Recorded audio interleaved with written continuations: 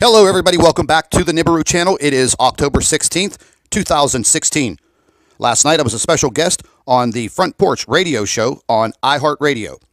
And ladies and gentlemen, they are trying to silence me. They do not want the truth to come out about Planet X. But I am delivering the truth. So stay tuned and listen to the broadcast. This will be a series of videos, so watch them all. Started writing papers that he was going to, I want to use the word expose his findings, but publish his findings. And then shortly after, I don't think it was very long after, days or weeks, this middle-aged man suddenly died of esophageal cancer. Now, in some of the records that I've read and researched, Robert Harrington had an extreme Navy physical. Okay, this is documented. Navy doctors are some of the best. How they can miss extreme esophageal cancer, and the man showed no symptoms of this, but yet he found this brown dwarf star and possibly several planets orbiting it, coming up into our solar system, and then he dies. Mm-hmm. And then after he passed away, other astronomers got on to his work and his research. And I believe up to date, we're now missing, I think it's 102 scientists and astronomers that were digging deep with their skills, their intelligence, and their training and their knowledge. And if you want to talk conspiracy, that's a conspiracy there. What are the odds of that? Yeah. So as time has gone on, the trail of evidence leading into this system has basically gone dry. And it's gone dry for a reason. And I think it's because people are afraid of publishing professional findings.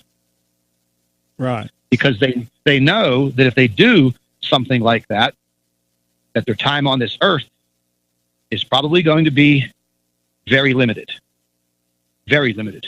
Because if you look at the situation, if in fact we did have absolute 100% published proof that this was about to occur, the world would come to an end.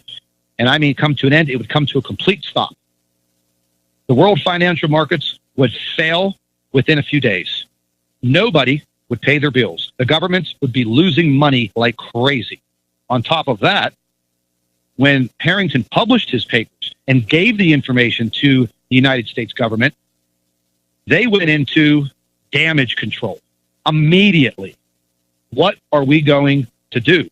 We have 30-some years. Okay, this is what we have to do. And this was in the era of Ronald Reagan. And Ronald Reagan is said to have said, shut this down. Shut it down and, get everybody in from NASA and let's get on this. And that's pretty much the beginning history of how this has come about. Well, it's interesting you say that because, Reagan, in his era, he was all about the Star Wars program. Having missiles up into space, for battle. But then you have to ask yourself after hearing that, is that really why he had the Star Wars program? Was it to cover something up? Let me kind of change gears on you, and I hate to do that. I just got a article that just came in that I want to kind of run by you. Mm-hmm. This is out of Red Flag News. It says now the FAA warns pilots no flying parts of Montana on Saturday because of rocket launches. The only rockets in Montana are nuclear missiles. Now, this just came across my desk right now. So Saturday, there's parts of Montana the pilots are not allowed to fly over due to these rocket launches. And they are going to be, and like I said, the only thing there are nuclear missiles. So obviously you hadn't heard about this because it just now got sent to me. It just came out. I wonder if this has something to do with more meteors coming in. Or oh, man. Oh, Lord. Well, I was just on a talk show on YouTube earlier this afternoon with a I don't know what you want to call him, a self-proclaimed amateur astronomer, scientist, a young guy, has a YouTube channel, but he does a lot of debunking of YouTube channels that deal with this topic. And, you know, we've gotten into it a couple times, and he said that it's absolutely impossible for a nuclear warhead to be placed inside of the Osiris rocket, launched into space, and it is impossible for that rocket to release a nuclear warhead on a smaller satellite and head to an asteroid. But yet, they could send the same rocket to an asteroid to let a small satellite out that would attach itself to this asteroid, moving through space at over 120,000 miles per hour, just to take a dirt sample and send it back to Earth. Cost? Who cares? 500 billion, $1 trillion for a vial full of dirt. I hear you, man. So, you know, in our economical situation here in the United States, if I found out that they were going to outer space and spending $1 trillion to go get a vial full of dirt from an asteroid, of which we already have tons of samples of meteors, we can dig them up here on Earth. Why would they do that? Now, after I made my YouTube video of the information that I had received from Kuwait about the asteroid that was coming in, that was just about a mile long, what happened? The next day, on the 26th, a massive meteor flying out of the sky, exploding in the atmosphere. And then from there, what's happened? Meteors coming down left and right. I have tons of photographs from all over the world. What happened 2 weeks ago? Queensland, Australia. Meteor comes out of nowhere. Boom! Hits right off the coast out in the ocean. Lit up everything. What just happened the other day over the English Channel in England? Meteor. So, I mean, let's just face it. I mean, this is possible. It's all very, very possible. And there is a very large amount of debris that is said this planetary system brings in with it, because it has to come in through the asteroid belt. It's going to kick things around like breaking the billiard balls on a pool table. It's going to send things everywhere. Now, I've been imaging or seeing these things on images from the International Space Station of large rocky bodies just floating right over Earth. I got an image today. Now, what would that be? And these things, these rocks, as I call them, listen, I'm going to tell you something, Greg. They're huge, but yet they're high enough, and they are just barely missing Earth. And if you take a look at meteorscan.com, which is an online meteor site, which shows you on an instrumentation meteors breaking through the atmosphere, engaging them as high energy spikes. I have a lot of my subscribers that monitor this information for me. They send me the quick photographs of it.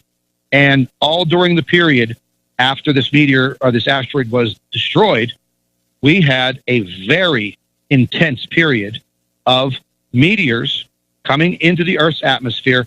And thank God, all of them burned up.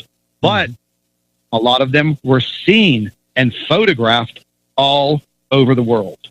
Ladies and gentlemen, you just listened to part 5 of the Nibiru channel interview on the Front Porch Radio Show on iHeartRadio. Stay tuned for part 6. I'd like to thank all of our Nibiru watchers. You guys do a fantastic job. Would also like to thank you for your loyal subscribership. You can continue to email your photographs and your video to NibiruPlanetX2016@gmail.com. And don't forget to share our videos with your friends and family members on Facebook. And subscribe to the Nibiru channel for all of our current updates. And like I always say, keep an eye in the sky.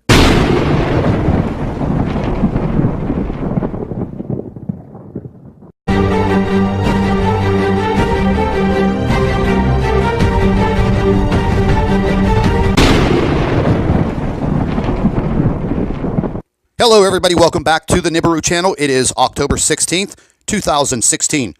Last night, I was a special guest on the Front Porch Radio Show on iHeartRadio. And ladies and gentlemen, they are trying to silence me.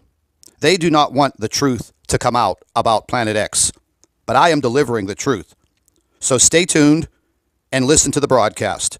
This will be a series of videos, so watch them all. Started writing papers that he was going to, I want to use the word expose his findings, but publish his findings.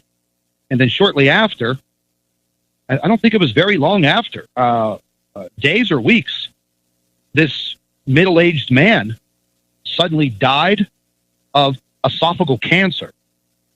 Now, in some of the records that I've read and researched, Robert Harrington had an extreme Navy physical.